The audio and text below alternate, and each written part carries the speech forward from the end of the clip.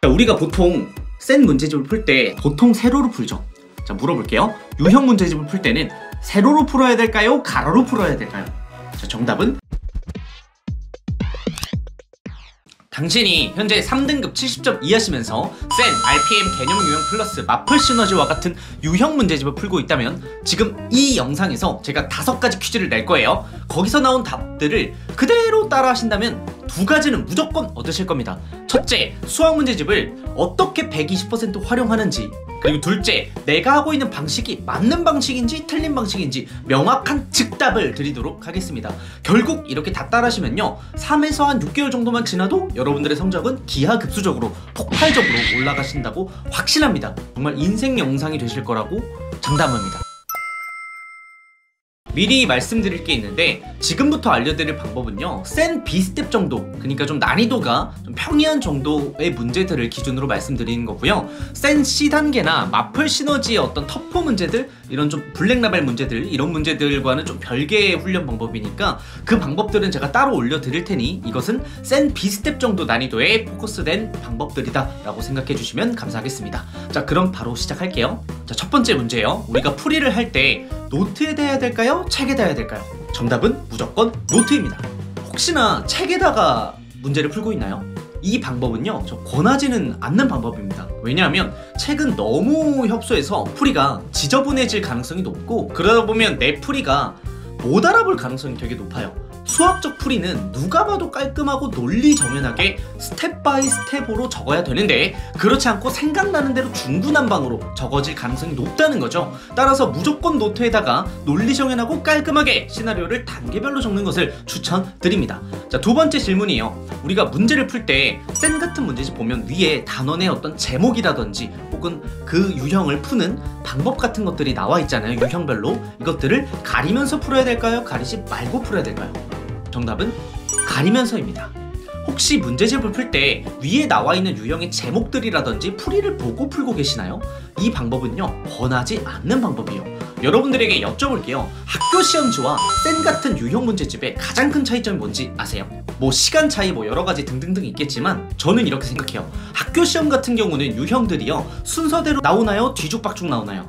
그쵸, 뒤죽박죽 나오죠. 그리고 어떠한 힌트도 주지 않습니다. 반면에 센 같은 경우는 유형이 순서대로 나와 있죠. 그리고 유형별로 힌트가 나와 있습니다. 그러다 보니까 제목 자체도 사실 힌트잖아요. 이 유형이 어떤 유형이다, 어떤 단원에 있는 거다, 이런 것만 보더라도 여러분들이 어느 정도 힌트를 받고 푸는 거거든요. 그러다 보면은 평상시에 힌트를 보고 푸는 것에 익숙해지게 되실 거고, 당연히 실전 감각이나 수학적 근력은 키워지기 힘들겠죠. 이게 헬스를 비유하면 우리가 벤치프레스라는 운동이 있어요. 가슴을 길러주는 운동인데, 이거를 나 혼자서 혼자 엄청 힘들게 이렇게 올려서 3, 4개 하는 거랑, 헬스장 보면 PT 선생님 있죠? PT 선생님이 발을 잡아줘서 3, 4개를 하는 거랑 뭐가 더 어쨌든 결과적으로 근력이 더 잘 붙을까요?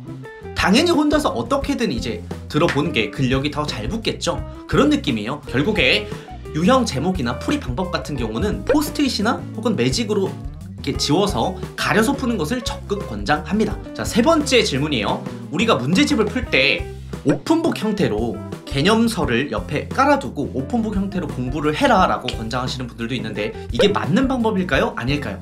정답은요, 때에 따라 다르게입니다. 자, 우리가 유형 문제집을 풀다 보면은 이런 문제가 터질 수 있어요. 선생님, 저는 다른 유형 같은 경우는 뭐 스무스하게 잘 풀리는데 특정 유형만, 유독 이 유형만 잘 안 풀려요. 이런 거 여러분들 경험해보셨죠? 이럴 때는 그 유형에 들어간 개념 공식 등 같은 것들을 개념서를 옆에 펴두고 오픈북 형태로 공부하는 것은 괜찮습니다. 그건 괜찮아요.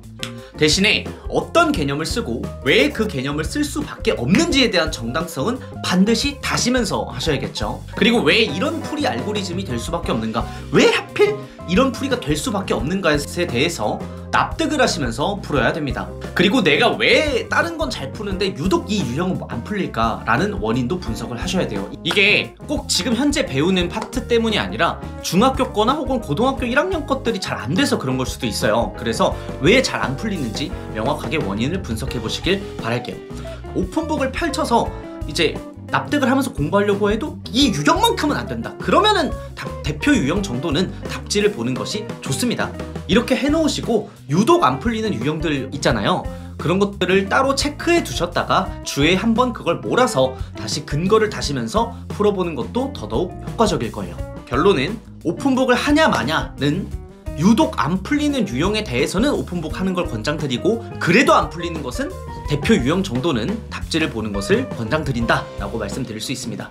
자, 그리고 네 번째예요. 이게 정말 중요한데 이 영상의 하이라이트라고 볼 수 있는데요. 자, 우리가 보통 센 문제집을 풀 때 세로로 푸나요? 가로로 푸나요? 그쵸? 보통 세로로 풀죠. 자, 물어볼게요. 유형 문제집을 풀 때는 세로로 풀어야 될까요? 가로로 풀어야 될까요? 자, 정답은 가로로 푸는 것이 더 도움이 됩니다. 선생님 그게 무슨 말이죠? 라고 물어볼 수 있는데, 우선 가로형 공부가 무엇인지 모르는 분들이 있으실 것 같아서 설명을 드릴게요. 가로형 공부는 이런 거예요. 예를 들어 오늘 내가 수학 개념을 새로 배우는 날이에요. 그래서 진도 1일차예요 1단원에 대해서 나갔어요. 그러면 보통 이 1단원에 대해서 센 문제집을 세로로 다 풀잖아요. 자, 이게 아니고요. 1단원에 있는, 오늘 1일차에서 1단원에 있는 대표 문제들만 가로로 푸는 거예요. 자, 그리고 둘째 날 이틀차가 됐어요. 그럼 2일차도 뭐 예를 들어 2단원 개념이 나갔다고 가정해볼게요. 그럼 원래 평상시는 2단원에 대해서 세로로 막 푸실 텐데, 그게 아니고 2단원에 대해서 대표 문제를 풀고, 자 1단원 대표 문제 어제 풀었었죠? 그러면 1단원 대표 문제 아래에 있는 문제를 푸는 거예요. 그러면 1단원에서 대표 문제 아래에 있는 문제와 2단원에 있는 대표 문제를 풀게 되겠죠. 자, 그럼 여기서 문제 3일차 때는 어떻게 될까요? 그렇죠. 3단원에 있는 대표 문제랑 2단원에 있는 대표 문제 아래랑 1단원에 있는 대표 문제 아래를 풀게 되는 거겠죠. 자, 이렇게 되면 좋은 점이 뭐냐면, 첫 번째, 계속 생각을 하면서 풀게 되죠. 왜냐면 계속 문제가 원래는 세로형으로 풀게 되면은 똑같은 문제를 계속 풀게 되기 때문에 우리가 생각을 안 하고 풀게 되거든요. 유형별로 이렇게 가로 형태를 풀게 되면은 계속 다른 문제가 나오는 듯한 느낌을 받기 때문에 생각을 하면서 풀게 되고, 수학 성적에 꼭 필요한 정당성을 부여하는 논리적 풀이 능력이 굉장히 좋아져요. 그래서 수학을 잘하게 될 가능성이 높아지고요. 두 번째는 우리가 시험 기간만 되면은 좀 많이들 겪는 이슈가 까먹는다는 거죠. 내 진도는 현재 뭐 5단원인데 시험 같은 경우는 1단원부터 본다, 이런 경우 되게 많죠. 그래서 1단원부터 까먹었다, 이런 이슈 되게 많을 거예요. 이런 게 방지가 됩니다. 그래서 이 방법을 추천드리고요. 그리고 제가 한 가지 덧붙여서 말씀드리면, 세로로 풀게 되면 문제가 되는 게 뭐냐면, 기존에 풀었던 세로형 공부는 하나의 대표 유형만 푸는 방법만 얻어내면 그 밑에 있는 것들은 비슷한 느낌의 문제들이기 때문에 잘 풀려요. 그쵸? 잘 풀린다는 느낌을 받게 되죠. 이렇게 되면 안 좋은 점이요, 첫 번째는 계속 비슷한 유형을 풀게 되기 때문에 생각을 안 하고 풀게 돼요. 그러다 보면 당연히 두 번째 이슈, 나도 모르게 풀이를 기계적으로 암기하게 됩니다. 즉 수학에서 정말 중요한 정당성을 부여한 논리적 풀이 능력이 발달되지 못하게 되고요. 다시 말해 직관과 기억에만 의존해서 문제를 풀게 될 겁니다. 이렇게 되면 절대로 고난이도 문제를 풀 수 없게 되고 수학 성적에 오를 수 없게 됩니다. 그래서 저는 이러한 이유로 세로로 푸는 것보다는 가로로 푸는 것을 훨씬 더 권장드리는 편이에요. 자, 다섯 번째예요. 이것도 굉장히 중요한데, 유형별로 풀이를 암기해야 될까요? 암기하면 안 될까요? 자, 이건 확답을 드릴게요. 암기하면 안 됩니다. 유형별로 풀이를 외우는 것은 절대 하지 말아야 될 행동인데요. 사실 이 유형이라는 것이 유형별로 유형 1, 유형 2, 유형 3 다 풀이가 달라 보이고 개념이 달라 보이겠지만 사실상 똑같은 개념에서 나온 게 대부분이에요. 즉 풀이에 대한 근본 원칙들이 이미 정해져 있거든요. 그 정도는 외우셔도 되는데 유형 1, 유형 2, 유형 3에 따른 풀이 방식을 각각 하나 외운다? 이건 말이 안 돼요. 너무 비효율적이에요. 그래서 유형 1, 유형 2, 유형 3, 유형 4, 유형 5의 공통적인 근본 원칙을 찾아내시고 그걸 외우세요. 즉 유형이라는 건 다른 표현으로 한 것뿐이에요. 그러면 평소에 문제를 풀 때 도대체 어떤 마인드로 풀어야 되느냐라고 물어보실 수 있는데, 제가 항상 강조하는 거, 근거를 달면서 항상 푸셔야 돼요. 문제를 풀면서 제가 구체적으로 드릴게요. 이 세 가지를 항상 생각하면서 푸세요. 첫 번째, what, 무슨 개념과 무슨 공식을 쓰지?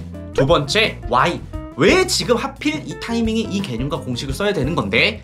세 번째, how, 그래서 어떻게 풀 건데? 어떤 시나리오를 쓸 건데? 라는 이 세 가지 질문을 의식적으로 하셔야 돼요.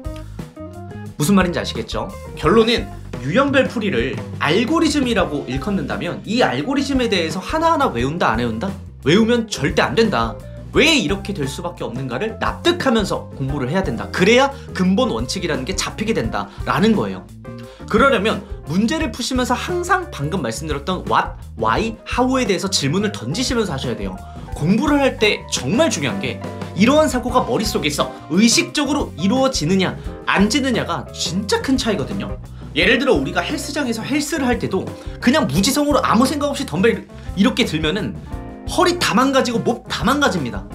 자, 그런데 내가 자세를 생각하면서 올바른 자세를 생각하고 올바른 횟수와 올바른 자극 지점을 생각하면서 의식화해서 운동을 하게 되면요, 당연히 몸도 건강할 뿐더러 근육도 잘 붙어요. 똑같습니다. 공부도 항상 의식이 깨어있는 상태에서 계속 신경 쓰면서 공부를 해야 하는 거예요. 자, 이렇게 생각을 해주시면 됩니다.